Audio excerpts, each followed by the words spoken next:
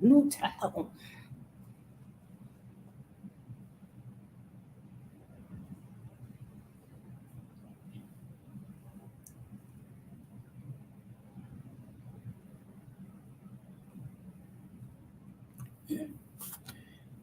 don't hear it.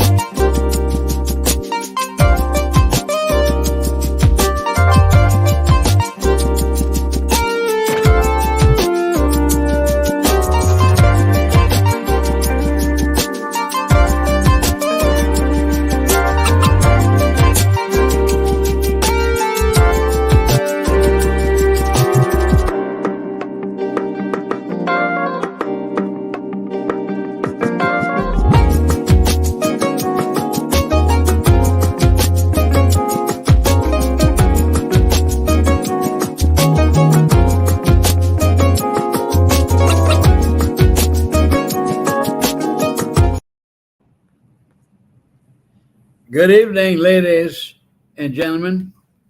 Welcome again to another segment of Straight Talk with Grover Thornton.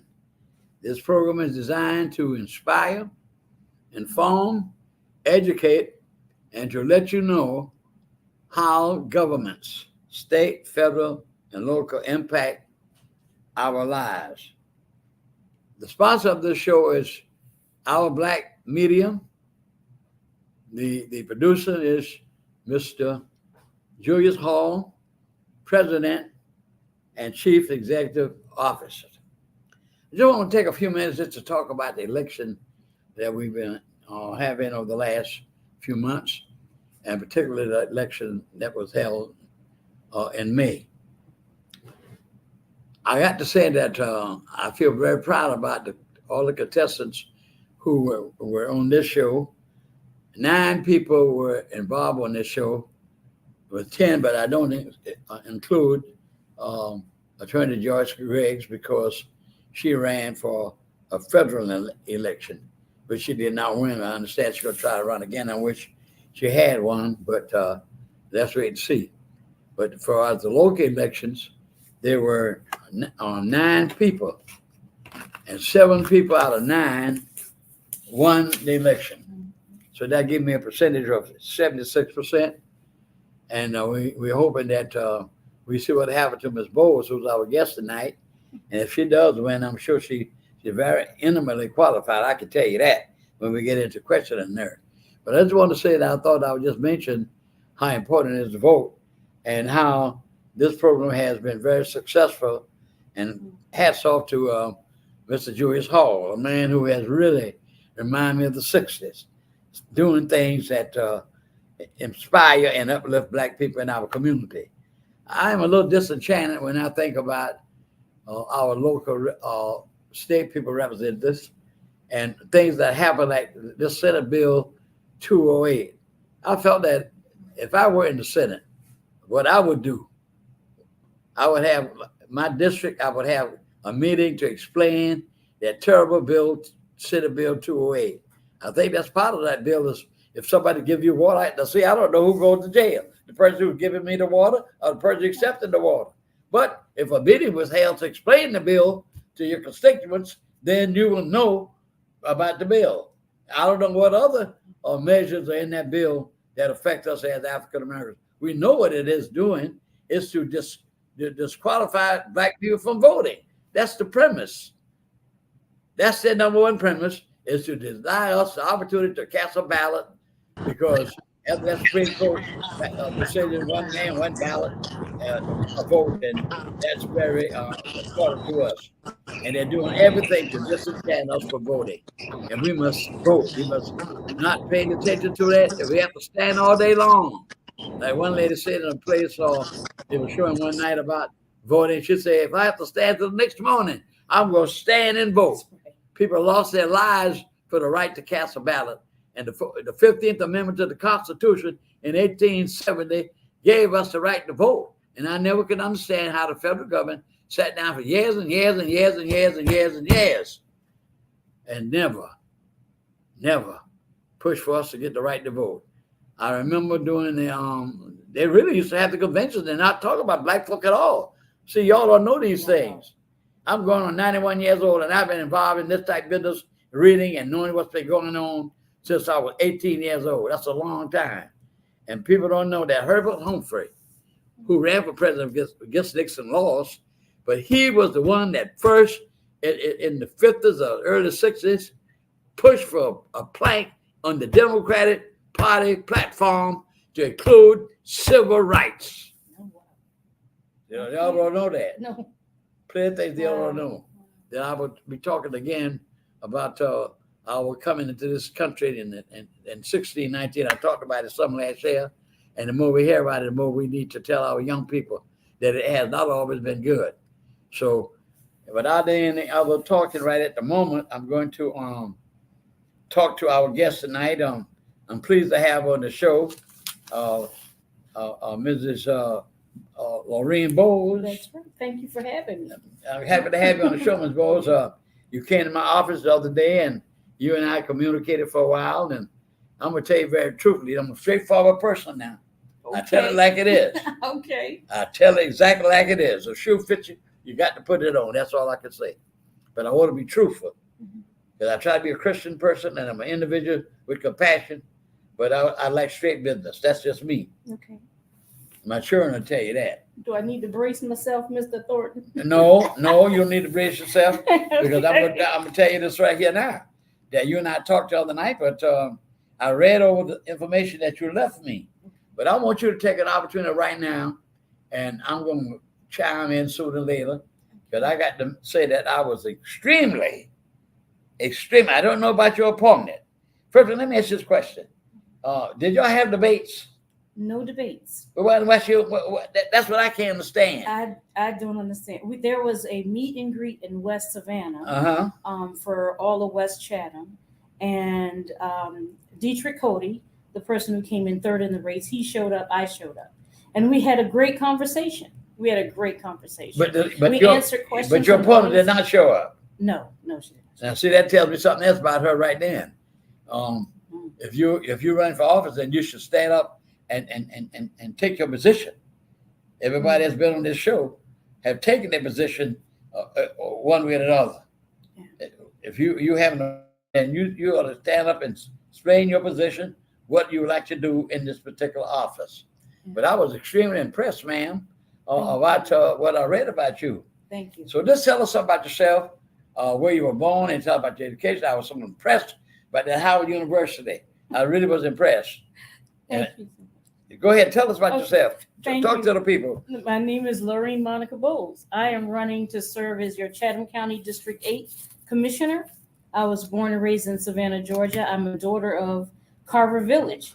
I attended St. Vincent's Academy, and I received a scholarship to Howard University. Oh, wonderful. Yes, and I actually went on to study civil engineering.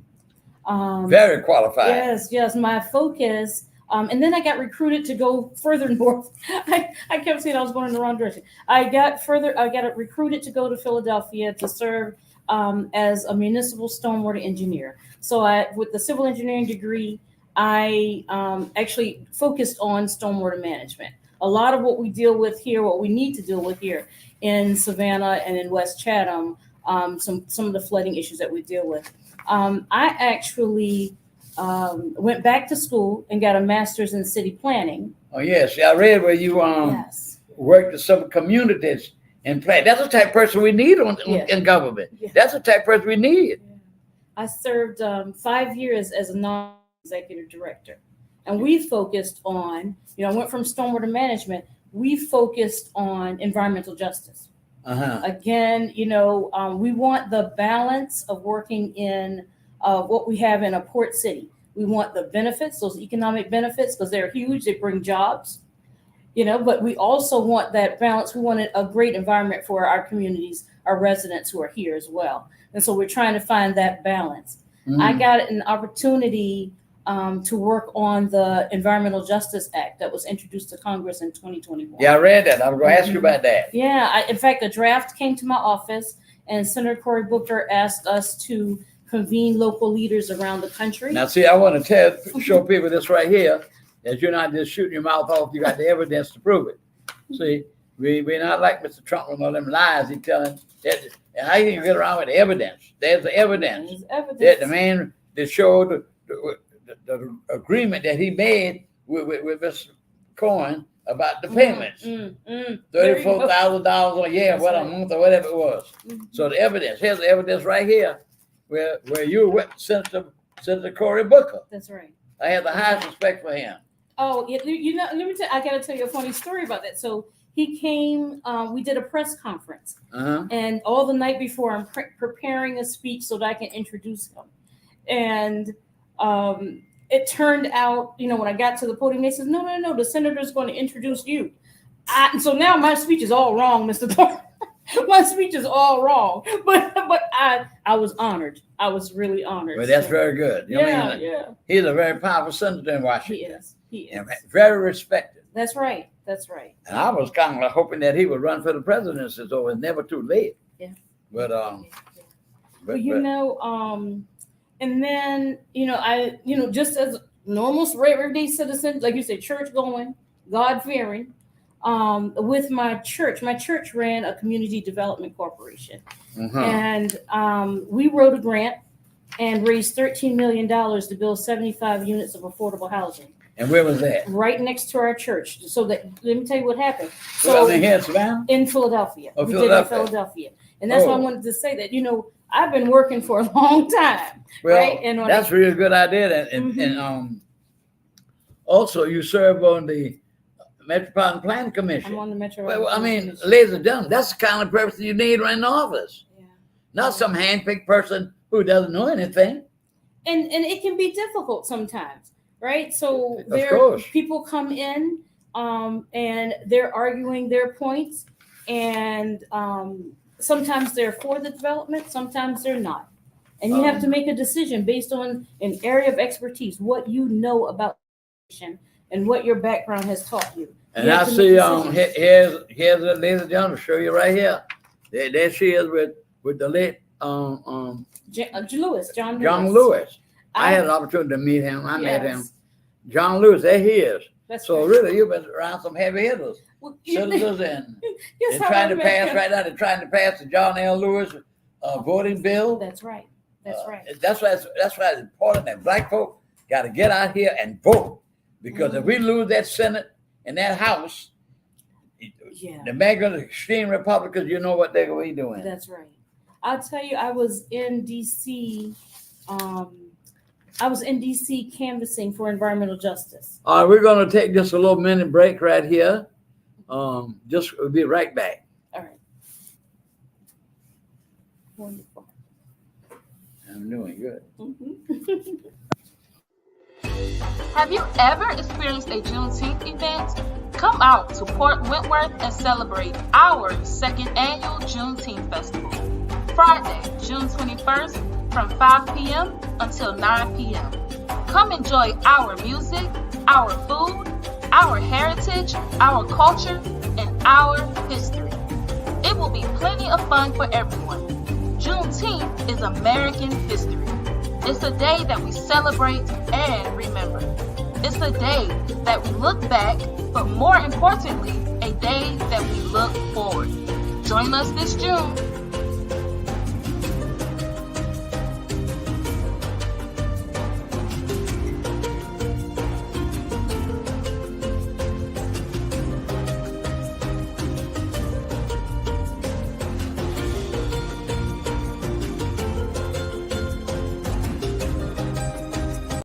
Chatham County. My name is Laureen Monica Boles, and I am running to be your commissioner in Chatham County District 8. From Savannah's West Side to Garden City, Port Wentworth, and the Highlands, the 8th District is primed for growth. I have the qualifications and the experience to tackle the tough issues. When you elect me as your representative on the Board of Commissioners, I promise you I will serve as a consensus builder, not a dictator, and certainly not a puppet. You deserve accountable, transparent, and accessible leadership. On June 18th, vote for me, Laureen Monica Boles. Together, we will get things done, not let things be.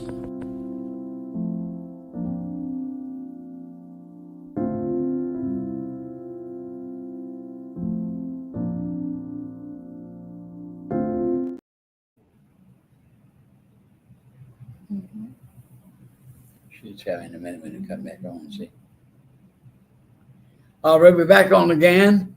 Like I said, we have Mrs. Boles, Laureen Boles, running for the 8th District. And in my judgment, a very qualified person for that position. And experience as a person that's been involved in planning for the whole communities. If you have that expertise, that's the type of person we need in government. And then you didn't have any debates, so you could find out what your opponent, what she stands for, what she wants to do. You get a bunch of people, we're endorsing her. What she stands for. I remember one time when I was on the 5 years experience with Mr. Late Chester Dunham, and the lady for the school would never come on the show. We invited her, but she would go all the places, but she would never come on the show. Okay. So I say to her, usually come on the show, let people know what your position is. Right. If you run for an office, be able to stand up for what you believe in. Absolutely. It's your program. Absolutely. Why would you shun away from debating? That's right. That's right. If you are asking to speak for other people, you should at Exactly. least be able to speak for yourself. Exactly. Right? So, Now, when during the break, when they're running the advertisement there, I saw where you mentioned and asking for people to vote for you about transparency. that's right. That's very essential. Yes. Now, what's your view on that? Oh, absolutely. Because I shouldn't be in a position, one, where I'm not representing my people. So they need to know where I stand. And most importantly, I need to know what they desire. Exactly. Right? That's right. And they need to know that I am supporting them. That's good. See, the reason why I say that, ask that question, was a very good question to ask, because when I saw your advertisement there that you believe in the transparency, I got this in the mail yesterday, and I was shocked. I plan to respond to this about this Tabbers Bridge. Here it is right here. I'm not the only one in Savannah got this on the show. A bridge too far, and what it's talking about, which I think is not a bad idea, but enlarging the bridge higher and higher and higher, so for the big ships to come into the port. Right. But the people ought to know. That's right. Now here's what they say right here. For more than 6 decades, that's 60 years, That's right. the Tabbers Bridge has divided Savannah historic communities. To make matters worse, the Savannah Bridge project is moving full steam ahead without adequate public input. So in other words, they do all that, they look around, then the millage rate goes up, we got to pay for it, and we have no input on that. That's right. That's People need to be engaged. What I just told you from the very beginning about Senate Bill 208. That's right. I thought Mr. Miller is a senator, and Mrs. Jackson, very qualified lady, I can tell you that, Yes. because we wouldn't be where we are today if she had done the things she did during the 60s, during the civil rights struggle. Right. When she came the first time Baptist Church, where I'm a member, I stood up and told the people of her work, which I don't take what somebody does. That's history. That's right. You can't cover that up, good or bad. This is good, what she did. But I figured that transparency, Yes. they should come to the city and their community, their district, and tell us about this no good 20 Senate Bill 208. That's right. It's horrible. So I don't know, like I said originally, who go to jail if somebody bring me some water? Do I go to jail, or does the person who's bringing the water? You don't think that's important to know? That is important to know. Right. That's So important. I'm glad to see when you say transparency, because that's terrible what they're doing to people in Savannah. they're doing these things undercover, and only certain people know. And when you look around, bam, the millage rate goes up, and you got to pay more taxes. That's right. And you got no input. That wrong? That's ridiculous. Yeah. It's not right. It's wrong, unethical in my judgment. So, Ms. Boles, another thing I was reading, when you went to Howard, you got a scholarship to go to Howard. Yes, I did. And where did you go to high school? No, right? St. Vincent. Oh, St. Vincent. You just say, I Yes, apologize. St. Vincent. That was Catholic school. That's right. Okay. Yeah, that school was very prominent at one time. I don't know what it is today. I think so. It's still really you know, good. for women who lead. Women who lead. That's our motto. Okay, but I know women who lead. I know it was very, very influential during the 60s. I can tell you that. Yes. And you had all this contact with these powerful people, Mr. Lewis and Mr. Cory Booker. Yes. And I read where you had all these experiences doing community work and planning. Yes. Yes. So what's on the table at the Metropolitan Planning Commission? Oh, so much, much. And, you know, we encourage people to make sure that they come down and voice their opinions. If you can't physically be there, send a letter. It's very important to send a letter. We'll ask those who are sitting on the MPC, will ask, you know, when a developer gets up to speak, we will then ask, was there a community meeting? And we don't like it if there wasn't a community meeting because you didn't allow people to give their input on your project. And if there was, well, that's the same thing we talk right now. Transparency. That's and right. People That's having input on they got to pay for this. That's right. Yeah, I had to pay before the MC, the Metropolitan Commission once, for Okay.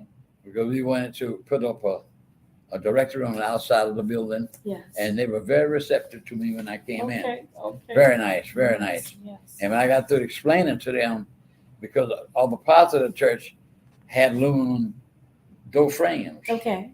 and so therefore this directory was going to be in the same manner. Okay. But after that, it's over. We got to prove that because you have this type of things around. Mhm. All that's been changed Yes. Yeah. so far. Absolutely. Well, I'm so proud of you. The things that you have done. Thank you. Thank you. I appreciate that. So what was the storm? Just explain the stormwater thing again. Okay. So You, my first job out of college, the federal government announced there was going to be a Stormwater Management Act. It came out of the Clean Water Act. So they asked for cities to develop plans to manage stormwater. And they wanted the large cities to go first. And then they finally got down to smaller cities because it was not a funded mandate from the government. So the cities would have to pay for the program themselves. Some people enacted ordinances and charged people a stormwater fee. Some cities, they didn't do that. And people, you know, of course, people were already feeling overburdened in some cases, did not want to pay for this. So I actually wrote the ordinance for our city, the city I was in, and went down to DC and testified before the Environmental Protection Agency about what should be included in stormwater management and what should not. tell us what is, you know, I know about electrical engineer and other phases of engineering, but what basically does the civil engineer do? Civil engineer usually a lot of the work is in cities. So we talk about those who are in construction and they might build bridges. I was in water, so we can do wastewater treatment plant. We can address flooding issues. There are people who, all different types of engineering. You'd be surprised, right? I remember that there were some of the major corporations, food corporations, were coming to Howard to look for engineers who deal with food, right? So it could be a lot of different things. A lot of things. And I chose stormwater management. The other option was transportation. I thought about doing transportation for a while. I was interested in that. And I eventually did get into it, but not as a major source of what I was doing. I got into it in planning. So I contributed to the, it's called Mega Regions, the plan for America 2050. So we were talking about the infrastructure, transportation needs for growing cities. And here I am, right? Here we are in a city that's in a county that's growing tremendously, and we need to address. Well, to me, you're a great asset to Metropolitan Planning Commission. Thank you. You have all this experience in planning, and that's where it's to build a city. The infrastructure. That's very important. I see right now we're having a lot of accidents with these bridges. I saw that. Yes, I saw that. Yeah. So you're a very important lady for the city. Thank you. Thank you. Now, let me ask you this. When one goes to the Metropolitan Planning Commission, how long usually does it take? Do y'all have the follow-up meetings, and does the she on the committee, Metropolitan Planning Commission already. The people that own the committee, Metropolitan Planning Committee, Yes. do they meet with you with the people when they ask for a meeting, or do they go to, or they have to come to them? You have to come to the MPC. They want to make sure that transparency, right? Yeah. So there are no side meetings between one commissioner and a community. Yeah. Yes, they want to make sure that it's all transparent. You can write a letter to us, and a lot of people do. They will write a letter so that we can all read it before and especially those who can't attend. At least we know what the people want when we make the decision. We know what the people want. So we will meet beforehand with the staff, and they will explain to us what we're going to see today. And then we have the meeting with the developer and the community. And then Do we have any big projects going on now in Chatham County? there's some in the Highlands that are coming forward. There's a little development on the Geechee Road, and then we often talk about warehousing, right? And a lot of times developers will come in for warehousing, and a lot of community members will come out and voice their opinions against it. And so then you have to make a decision about, what's best for the community, and try to make a decision. And sometimes, you can be outvoted, right? Yeah. So, the reason why I asked that question, because I doing a campaign when what's the senator name from Vermont, Sanders. yes, And when he was campaigning, he was campaigning in New York, yes, and he was saying how these industries flood these areas of Bernard, where Bernard just lived, to have all this excess waste that has to affect the communities. that does happen. In fact, that's what when Senator Booker sent the language for the draft Environmental Justice Act, it included a lot of air quality issues. Yeah. I added language about water, stormwater, because that's my area of expertise. And then I also added language. I spoke to some leaders in North Carolina. They were in North Carolina who were concerned about. You want to just pick it up? Yeah. Concerned about hog waste, and so hog waste was being spread on land. Go right now. You have to call back. And then once the hog waste was spread on the land, it would evaporate into the air and get into all the wind, and they're covering the people's homes. So we included all of that language in the Environmental Justice Act. So it wasn't just air. I added language about water. I added that language about. But look at all that stuff going on with Camp June right now. Exactly. Companies are putting all this waste, and the thing about it, all the Republicans are raising their hand and fighting the projects that want to get clean water. Clean water, a basic right. Yes. I think it's a basic right. Well, look what happened in Jackson, Mississippi. I wonder has that been cleared up yet? No. They were not giving money, and black folk is always in the black community. Well, we have time for another little break for a moment. I'm hoping that you are enjoying the show and getting the information that is very essential for us as a community. We'll be right back.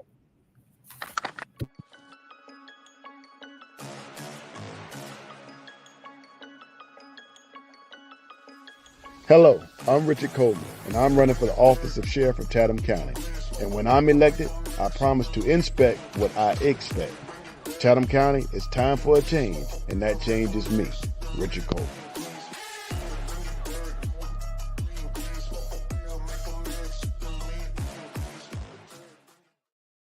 Chatham County, we have some growing pains that affect our health and our wealth. That's why the race for the Chatham County Commission seat is not a popularity contest. It's a job interview, one that requires a proven track record. My name is Laureen Monica Boles. I have served 33 years as a stormwater engineer and city planner. I've raised millions of dollars to create jobs and build affordable housing.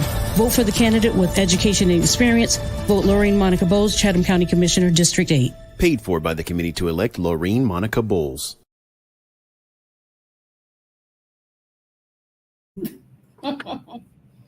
Okay, we're back, ladies and gentlemen. We're wrapping up this little meeting with Mrs. Boles. And Boles, just tell us very quickly some of the people that are supporting you in this endeavor.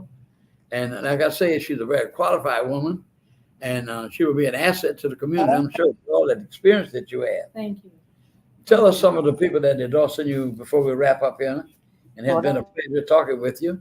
Thank you so much. Well, as I mentioned at the meet and greet in West Savannah, Dietrich Cody from Garden City, he was an opponent and we was a friend, right? So he endorsed me and I am uber grateful.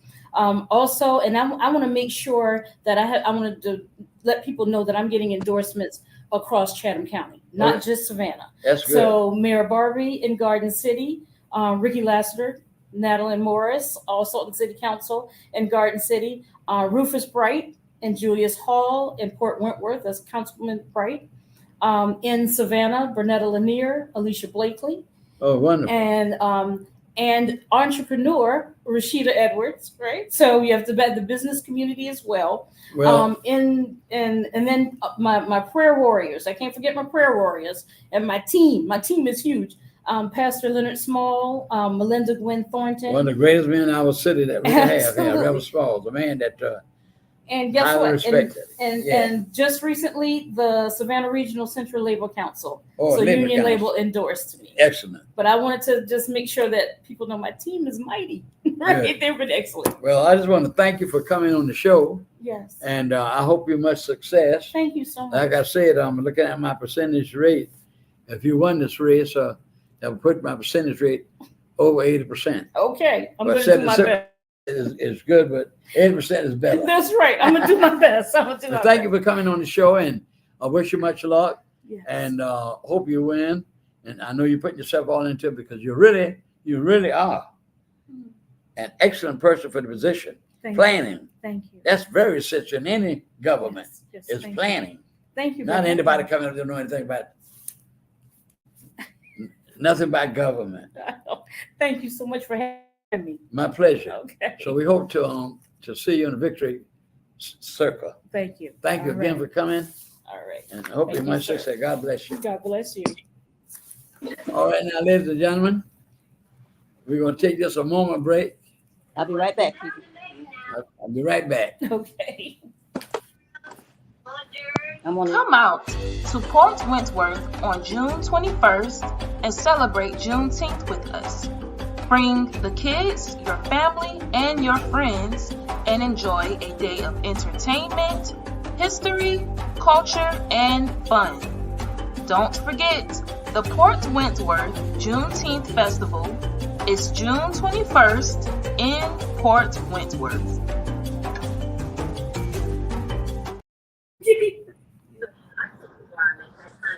Right? Ready? All right, we're back. My next today will be Mrs. Pat Gunn, a known leader in the community. She has a touring company. She has been featured in national magazines about her tour, and she's going to brief us and give us an update. You remember, she is very instrumental in getting that statue moved and put as Miss King, Susan King Taylor, on that square named after her. And so we're going to have her. She's going to give us an update on the weeping time. You remember, she told us about the weather in Savannah. It was the last slave market in the country. It was right off of West Savannah, right off Augusta Avenue over there. And there were some problems about getting the land to put a memorial for that occasion. And it was something about the land with the Salvation Army buying it. It's a bit of controversy. However, they've been working with the governor about this situation, and I think she has some good news to brief us today on what has taken place. Welcome to the show, Ms. Gunn. Nice to see you again. Thank you, Mr. Thornton. I'm always glad to be on your show. Good evening, everybody. Well, tell us about this good news. When you called me and was telling me about the governor had signed some type of documentation, and just brief us on what has transpired. Well, you know, we have another victory. We have an official Weeping Time Cultural Heritage Authority, and it was passed this past session, less than a month ago. The session ended, and you have 40 days after the session when a bill passed, the governor can veto it. And so we counted out the days, we prayed. Everybody from the Weeping Time Coalition to folks who have a heart for this work prayed and did their lobbying, and the governor did not veto it, so it becomes an official authority. So June 10th, coming up, will be the official day the authority is set in place. What does that mean for the Weeping Time in West Savannah? The Weeping Time was a bill that came out of a concept where we talked to State Representative Gilliard and said, we think that we should use the model of the Gullah Geechee Federal Corridor, which is a 4-state corridor in Georgia. I have to say their names. Dr. Jamal Touré, myself, 2 other people from South Carolina and 1 from Florida lobbied Representative Jim Clyburn to get the federal corridor with the guidance of the National Park Director, Michael Allen. You guys stay with me. We got that federal corridor passed, and 4 states deep has a federal protection, 2.5 million people. We had to put together a business management plan, and once we got the plan done, each state received $1 million each. So that model was shared with State Representative Gilliard, and he said we should put that together for Chatham County, where the actual sale happened. Now, I know we have other counties like Liberty County and McIntosh, but that site over there is sacred to Chatham County and West Savannah. So it is specifically set up for Chatham County. We will have 5 commissioners who represent the authority, as well as an executive director. And so the structure is there. The victory is won.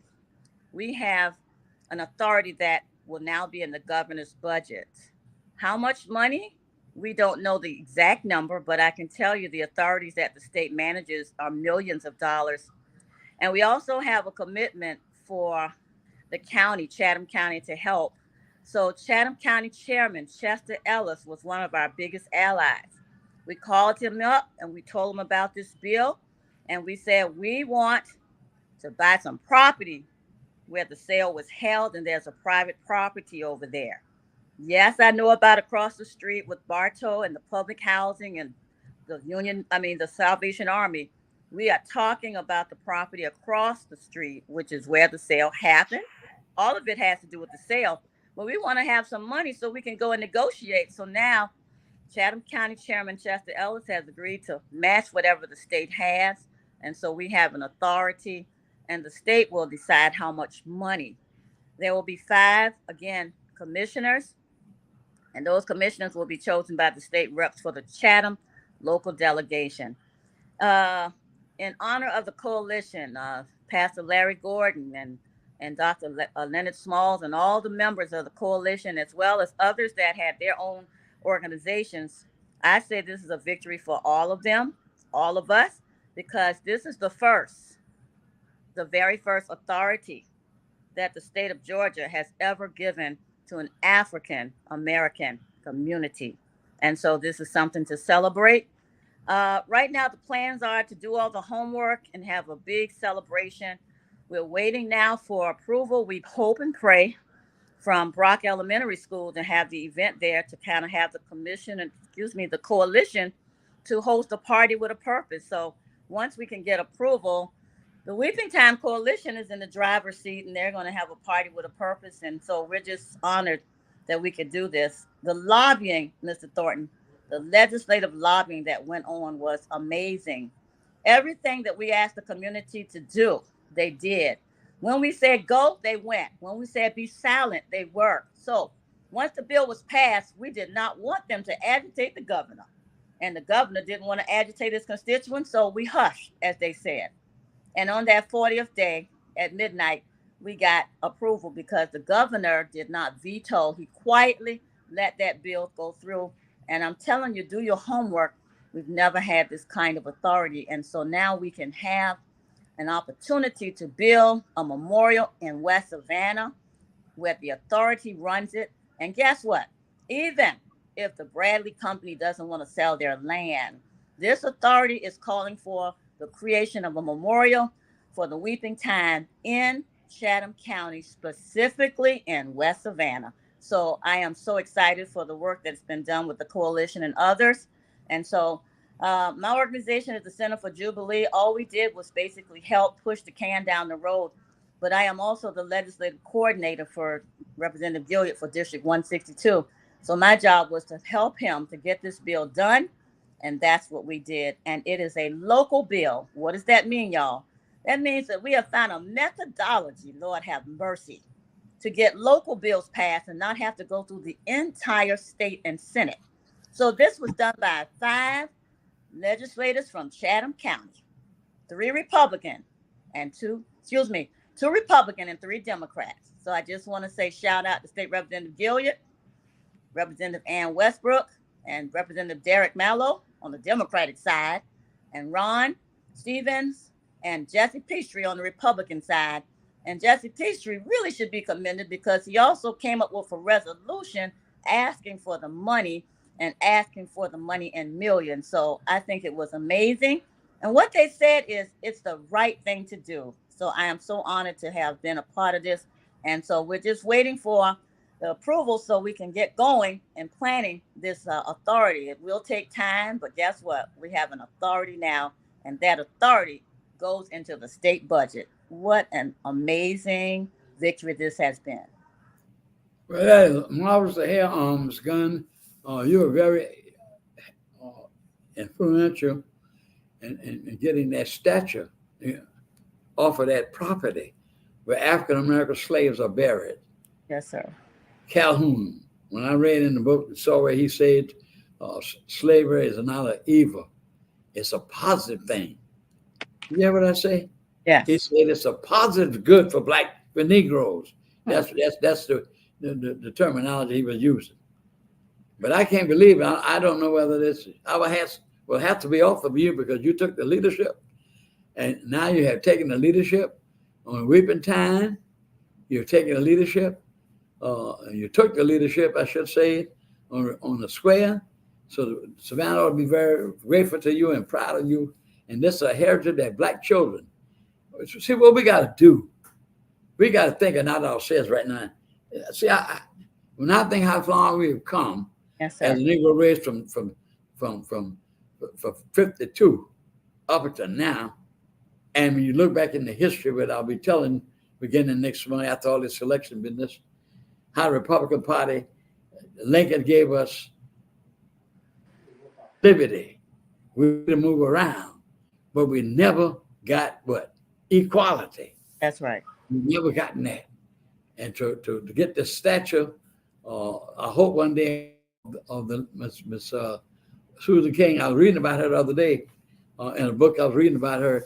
She was a nurse. Absolutely. And did you know when I was reading that followed the Union troops as the men got shot up, she was there attending to people in the battlefields. Yes, sir. She was a nurse that traveled with the Union Army. Yes, sir. Ms. Thornton, we went to Boston. I went to Boston about a month ago today. Yeah, you were supposed to tell me about it, but you never did call me back to finish telling me. Well, I just want to share this with the listeners. We wanted to find her graveside. Many from Savannah have gone and made that trek. And so we wanted to do the same The cemetery closes at 5. We get there 3:45, and there are no directories inside of this veteran cemetery. So it's a huge cemetery. It was 5 of us there, and one of them was a representative from the mayor of Boston's office, and we split up. We found her gravesite 4:45 before the gates closed, and we laid flowers and we paid homage. Hold them up. And so we just promised her that we will get a statue, a memorial in town. Ms. Gunn, I have to interrupt you for a minute. We got to go on a little break because we're on a time schedule here. We'll be right back. So just hold your thoughts because what you said is very good for us to hear. Thank you. We'll be right back, ladies and gentlemen. We'll be right back. A little short break. I'm Patty Hewitt, and I'm worried about our future. Last one. I think about my grandkids and the belief that they deserve every opportunity. And what you deserve, what coastal Georgia deserves, is someone who cares more about their community than about corporate profits and big pharma. I'll see you later. All right, thank you. Small business owners and hardworking Georgians are the heart of our community. Good day. Not CEOs, not lobbyists, not shareholders. But who's taking care of them? It's time to ask yourself, what do you want from your government? This is our year to stand up against what we know is wrong. No more DC politicians invading our home life. No more racism that kills dreams and spreads violence. And no more corporate greed at the expense of workers' rights and our environment. So what would be the most meaningful help to you? I've spent the last 8 years working behind the scenes, mobilizing our communities for positive change. And while that is really important work, I can't stand by and allow the same tired politicians to run this country, the same ones who've neglected the real needs of Georgians. I'm ready to take our seat in Congress so I can fight for you and your families. I vote for you. Thank you, my darling. I love you. This isn't about party lines. This is about voting for a better future for more Georgians. Enough is enough.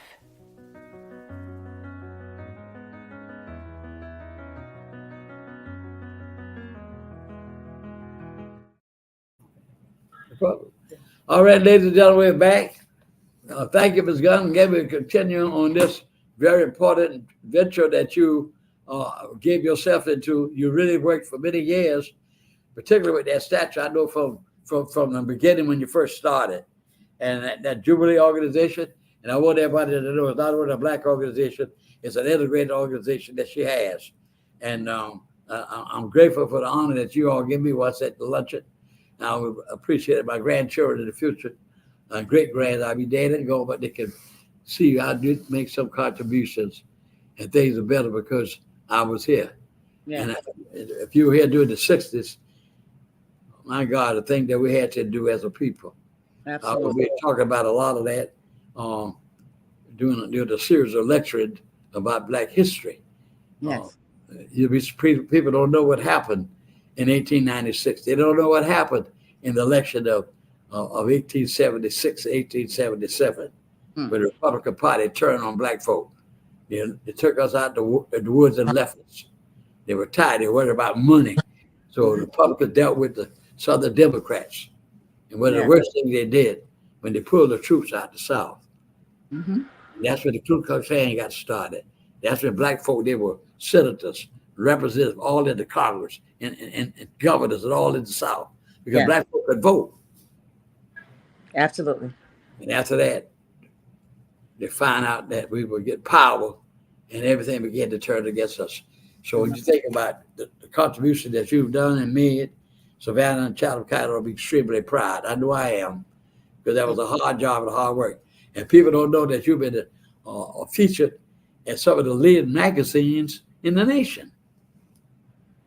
And like I said, you get angry with me because because it makes me angry. Like I said, this is straight talk, and I tell it like it is. And I get really angry when every time they have that Negro Black Festival, they never recognize you here in Savannah, Chatham County, when you're known all over the country. Well, Mr. Thornton, it's okay. I know what you always say. I'm not worried about that. That's not the point to me. We need to recognize our own. I always share with you. What did I say? I said they said the same thing about Jesus. What good can come out of Nazareth? It's just Jesus. So that's what they say. That Jesus, nothing good come out of Nazareth. And the best thing ever lived came out of Nazareth. But Yes. the fact of the matter is, the scripture also give honor to whom honor is due. Yeah. Well, it's a collective work. I want people to know you can never go alone. I do appreciate God using me as a vessel. But in this work, you need a lot of people on your side to do the work. And so I'm so proud of everybody from the Taylor Square Coalition to the rename. Yes. And long after you're dead. It's a collective work, and everybody should be proud of the work to say that it's the people's square, it's the people's weeping time area. We should declare both of those places as sacred places and spaces where our That's what I'm talking about. Where black folk, sacred places now. Where black folk gave all of their had, their last devotion. Yes. 200, like Lincoln said, 250 years of unequated toil. Yes. 250 years, ladies and gentlemen, that's 2 centuries and a half. Absolutely. Working for nothing. Yes. And then, of course, when I look around as a metaphor, when God, and I read my scripture this morning, where he said, God said, the earth is mine, and I'm the one that brought you out of bondage. And that's what he did for black people and we as a race. I'm going to get on that one day, as we as a race. Some people are not going to like what we say, but I don't care. Because we got to save these black kids here. We're losing our black kids. Devices, drugs. They don't raise the children that know about God, about Christ. They don't go to Sunday school. Hardly no churches got no Sunday schools no more. Yeah. Yes, I can tell the truth about it. Yes, sir. I'm just going to be truthful. So the fact of the matter is, we got to give you the contribution, got to give you the credit. Because you took the leadership. Now, when I went to your meeting, this white gentleman congratulated me on the award you all had given me. And we were coming out of the building. He said, Mr. Thornton. I said, yes, sir. And he said, well, so glad. I know you're happy to get that award. I said, yes, I really appreciate them honoring me like this. He said, can I say something to you? I said, yes, sir, speak. He said, when are they going to move those Confederate statues out of the park? Why aren't our people, our leaders saying something about it? Now, I understood, is this so? That the money has already been appropriated to move the statue. Why hasn't it been done?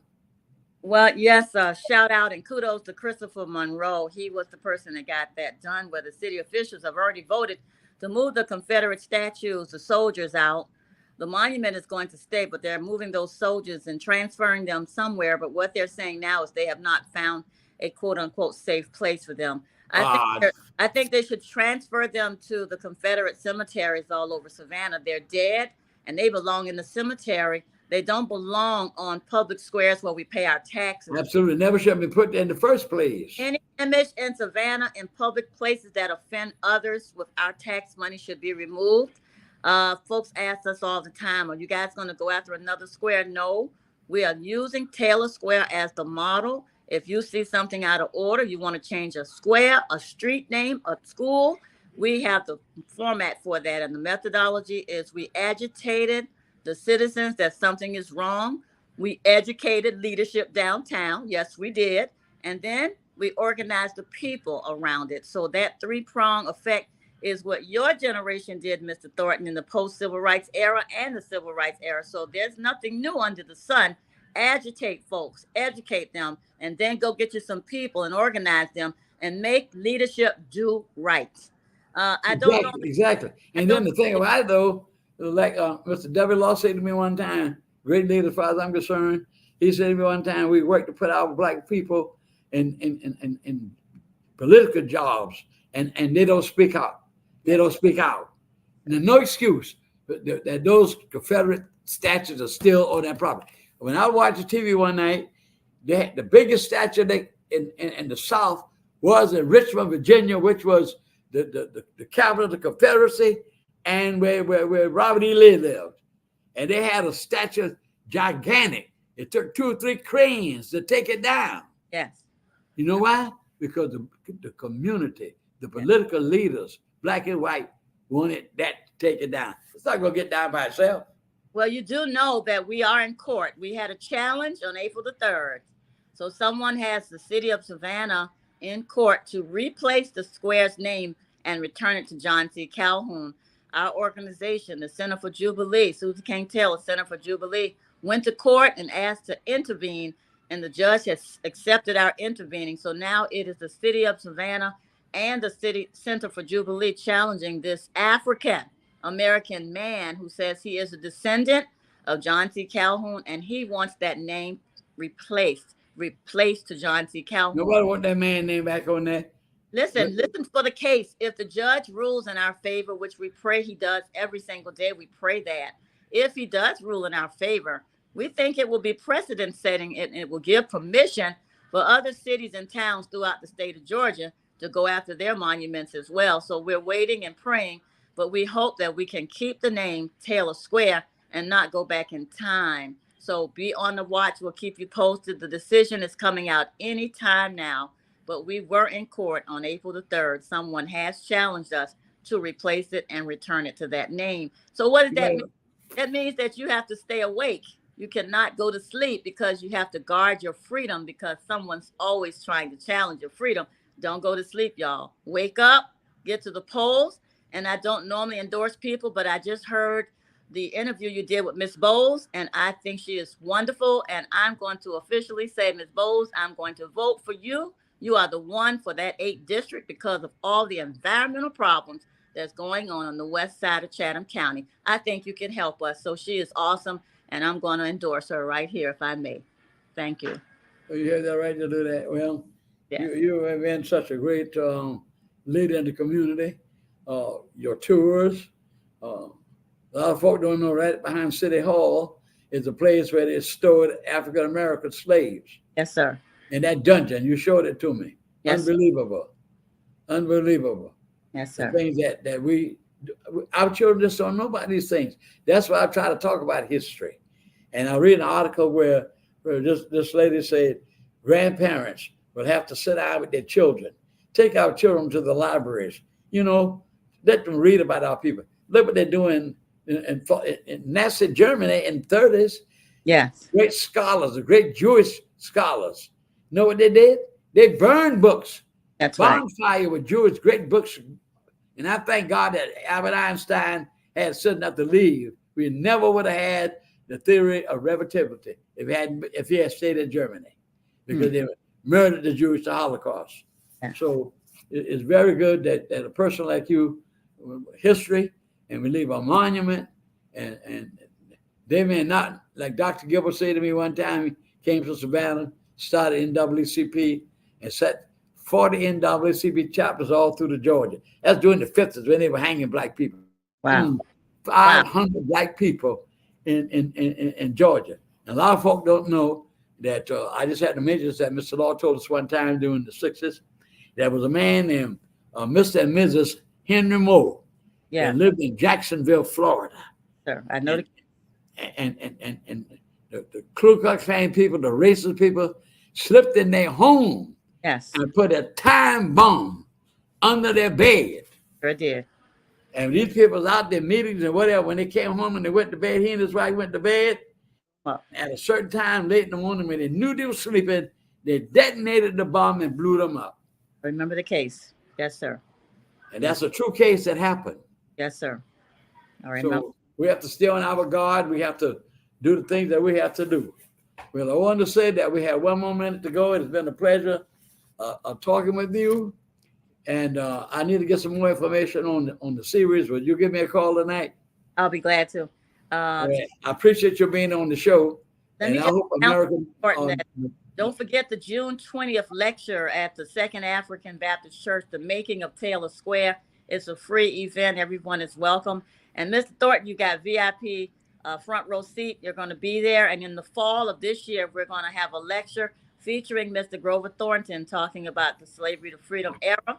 So we look forward to you doing the next lecture. So thank you so much. Well, thank you so much for being on the show.